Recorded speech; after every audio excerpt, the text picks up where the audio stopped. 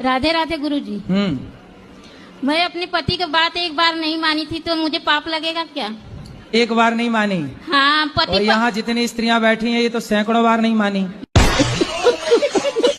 अच्छा ये बताओ, आप पति की सारी बातें मानती हो? मैं मानती हूँ, कोई भी बात नहीं छूटती? लेकिन जो गलत बात रहती है नहीं मानती हूँ। कौन सी गलत बात? भगवान को मानते ही नहीं। अच्छा, वो भगवान को नहीं मानते? नहीं मानते। देखो भगवान को ना मानने वाले को भी इतनी अच्छी पत्नी मिली है। ये हैं ब्रांडेड पत्नियां।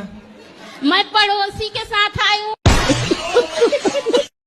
आप लेकिन बहुत अच्छी, अपने पति से खूब प्यार करती हो कि नहीं? हाँ मैं बहुत प्यार करती हूँ। मैं तो सबके सामने भी आई लव यू बोल देती हूँ।